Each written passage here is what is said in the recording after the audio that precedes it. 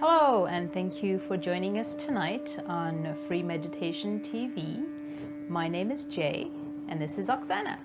Good evening.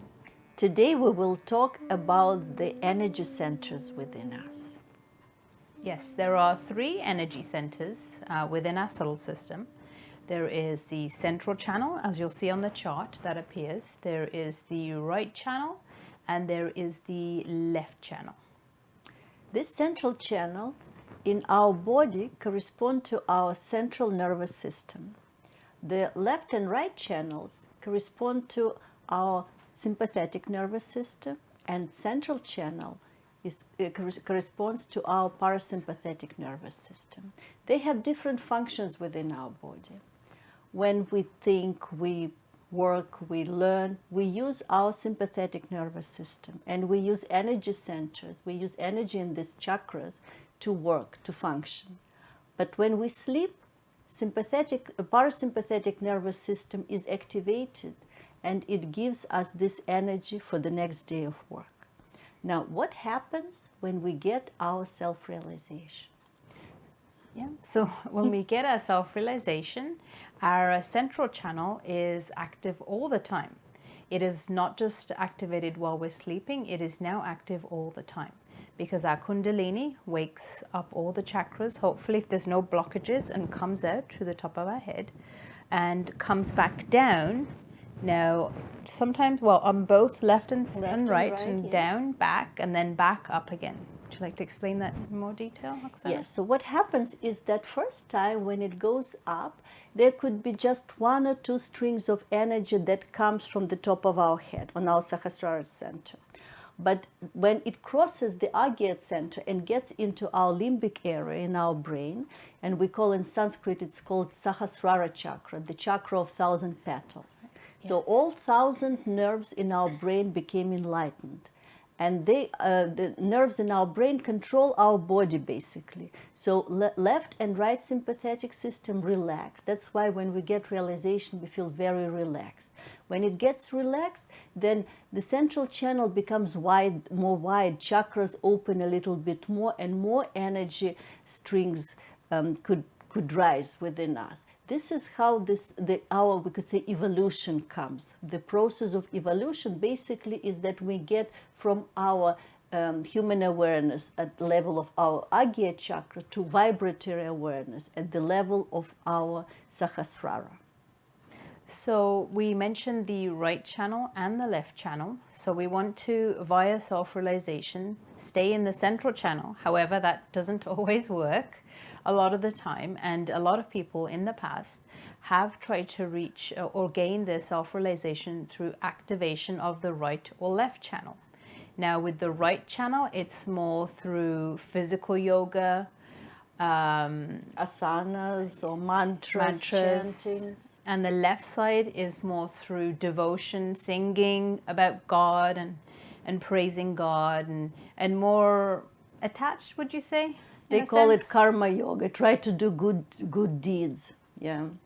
So both of these channels, there is so much you could do. For example, if you're all the time on the left channel, you cannot jump to the central channel. What to do is that from the left channel, try to get to the right channel. That's why they said the action is better than inaction. That's right. So when you're in the central channel, you're actually in a state of, you're witnessing yourself. So you're able to see via your vibrations, which if you're on the left or the right, and hopefully bring you back into the center. Now, like Oksana said, if you're on the left, you need to get into action. But when you're on the right, it doesn't mean you want to go back to the left. So we want to, from the right, hopefully come back to the center. There's certain things as well. Let's say if you're checking your vibrations and you feel really heavy on the left side, how do we correct it? We've mentioned it many times in the past, but also we have never mentioned food. Yeah, that's a good idea. If you're a right-sided person, what means right-sided person? It means that the right hand is hot. When your Kundalini rises, it indicates to you there is imbalance on the right side. It means you eat too much protein. So this, don't eat too much red meat because it pushes you to the right. Maybe at that time eat more carbs. carbs, yep. And the left side, if you're very heavy on the left side or is tingling on the left side, or you're feeling very depressed or slow and very slow moving, you have to have more protein. Protein, meats will hopefully make your left side stronger. Yes? Yes. It helps you fight Strengthen. problems of the left side. And now we will watch two videos of Sri Mataji. She talks about this left and right side within us and what happens when Kundalini goes to our Sahasrara. Enjoy the video. You have to know that truth is what it is. We cannot conceptualize it with our human awareness. We cannot order it. We cannot manipulate it. We cannot organize it. It is what it is, has been and will be. And what is the truth? Truth is that we are surrounded, or we are penetrated, or we are nourished, looked after and loved by a very subtle energy, which is the energy of divine love. The second truth is that we are not this body, this mind, these conditionings, this ego, but we are the spirit. You don't have to accept what I am saying blindly, because blind faith leads to fanaticism. But as scientists, you must keep your mind open and see for yourself what I am saying. If it is so, honestly, you must accept it.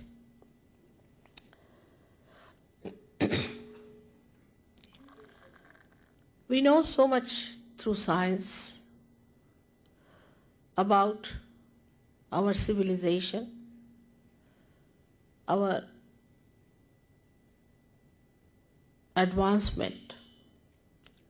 This is the advancement of a tree which has grown outside very much.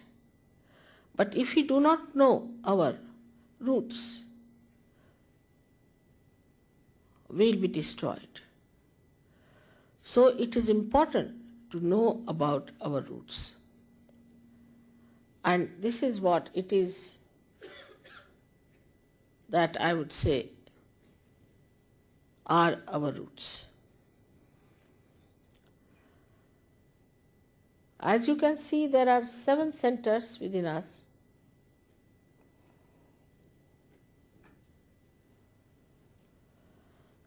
And these subtle centers are placed in the spinal cord and in the brain. These cater to our physical, mental, emotional and spiritual needs.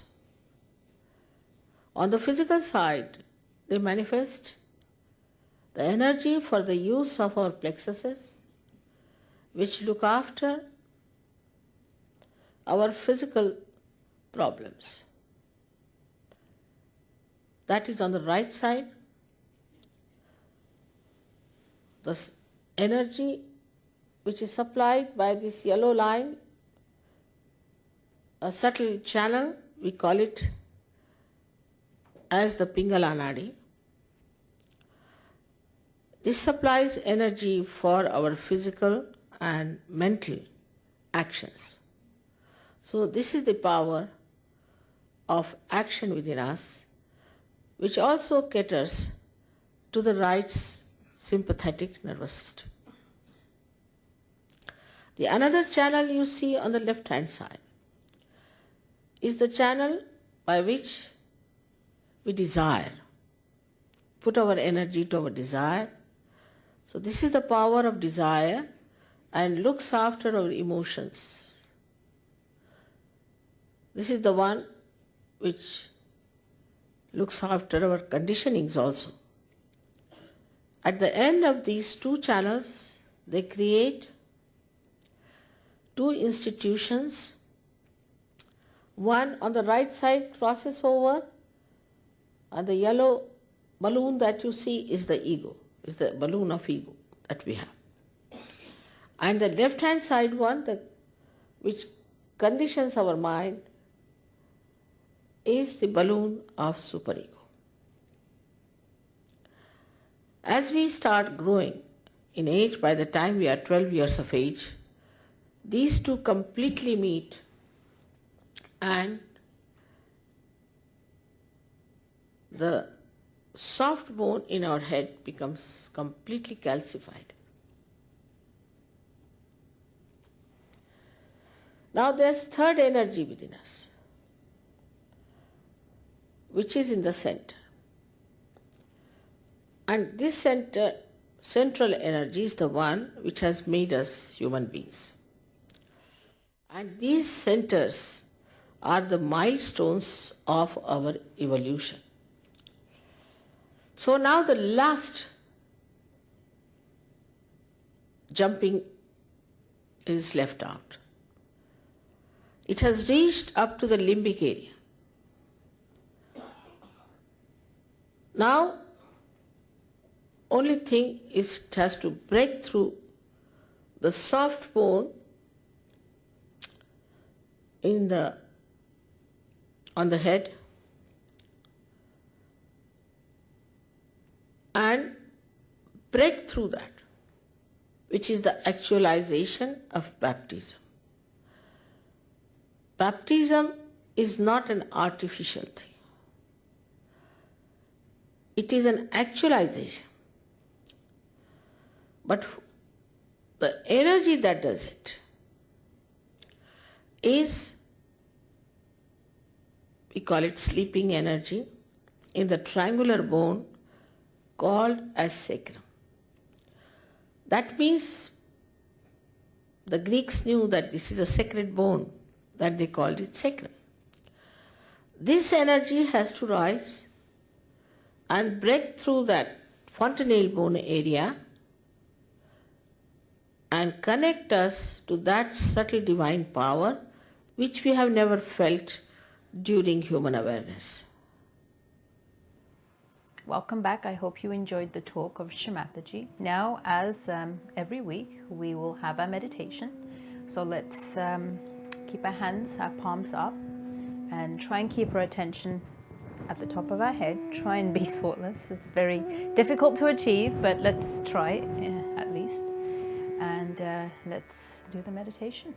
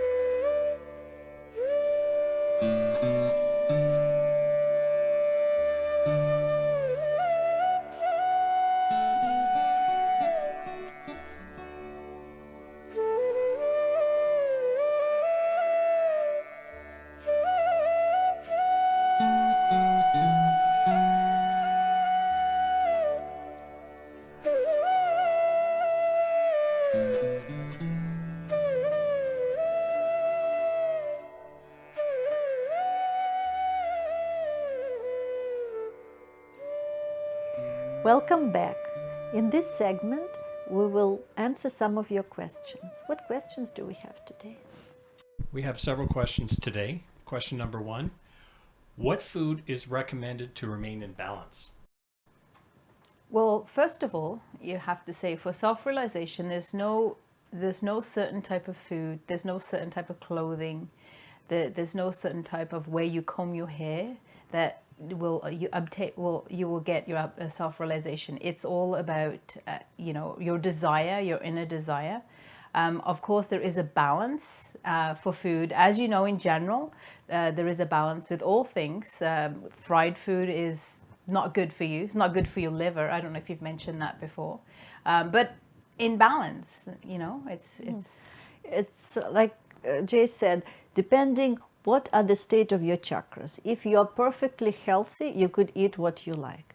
But if you feel there is a disbalance, for example, if you are a left-sided person, a left-sided person means on the vibrational level, you feel your left hand is hot. On the emotional level, you feel that you're sleepy, you're always upset, you think about the past all the time, you cannot concentrate. It means that the left side needs some energy boost. That's why it's very good to have some proteins. If you're on the right side and you feel that it hinders you in a sense that you cannot concentrate, you're always thinking, you're always getting angry. If you're angry, it means that your liver is a little hot. So you might have food that would be light on your liver. Yeah. Like yogurt is good. Right? Yogurt is good, Very good. yes. Instead of red meat, you might want to have chicken or turkey. They're light on your liver. So there is a diet, it's common sense with vibrational help. That's how I would put the food. Mm-hmm. You're your own master. You have to decide with some wisdom and discrimination on what's good for you. Everybody's different. Yeah. Sometimes it happens that people who are on the right side, they don't like carbs, they like meat. And when people are on the left side, they like chocolate and cookies, but they actually need meat. So that's how we use proteins and carbs as we need. Right. Another question? Next question. Is being a vegetarian better for meditation? Again, it's based on your vibrations. Now, you have to see for yourself. Am I left-sided? Am I right-sided? Am I in balance? What's going on with me today? On a daily basis, I'm analyzing myself. And now I'm not hard on myself, but I do say, okay, well, how am I feeling today? Why am I feeling like this? And how can I fix it? So if I'm feeling particularly lethargic, I might go have some pork. I find pork really helps me for my left side. It's an example. Yeah.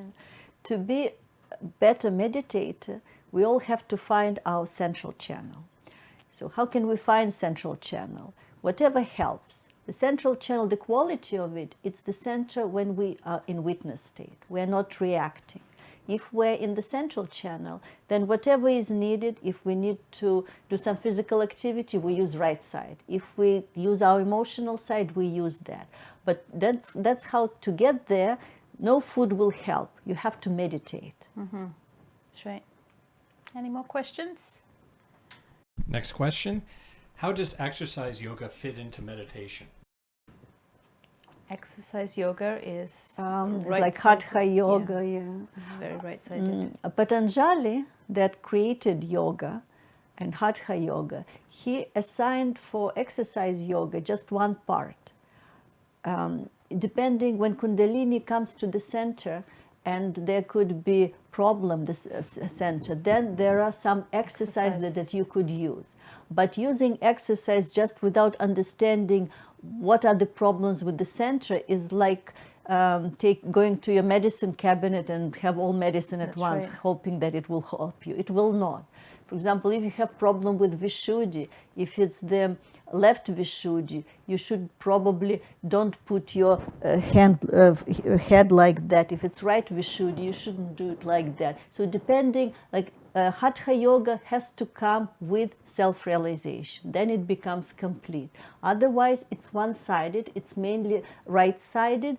So you are missing the left side. That's why when people go too much on the exercise, their heart could have problems. That's exactly what I was thinking. By overdoing yoga, there's so many yogas today out there, you could actually damage your centers, could you not, Oksana? Exactly. Too much on the one side, on the right side, then usually your spirit is not looked after, your emotions are not looked after, then your heart will fail. If you are doing too much of the mental activity, same, your heart will fail. But if you're going too much on the left side, emotions, then your brain could fail. So it has to be balanced. Any more questions? Yes, another question. Why does meat help your left side? It certainly helps me, like I mentioned earlier. It always has, right from the beginning. I did have a tendency for the left side. I did feel a little heavier, and when I started eating pork, I felt it really strengthened. That's how it felt. It felt like it was stronger, and I was able to come out of it easier. It's on a scientific point of view. It's just how we built. This is how we built. When we're on the left side, we need proteins to fight. It could be left side, could be if you could have cold, you could have flu. So you need protein to fight that within yourself, within your body. But if you go on the right side, you eat too much meat, then you have problems on the right side. You cannot sleep, you're angry all the time, you're dominant all the time. So that's how the balance comes. Watch what you eat. Now, if let's say you're not able to eat meat for whatever reason, religious or just personal, protein is also lentils. Yeah, you could use, you need proteins, to in get other forms rather than meat. Or if you're left-sided, you could have a lot of protein in the form of lentils and beans and so forth. Okay. So, I think that's all the questions for tonight. Yeah. Thank you for being with us tonight. Have a good night. See you next week. Don't forget to like us on Facebook, subscribe to our YouTube channel, and if you have any questions whatsoever or suggestions, please send us an email. We'll be more than happy to get back to you.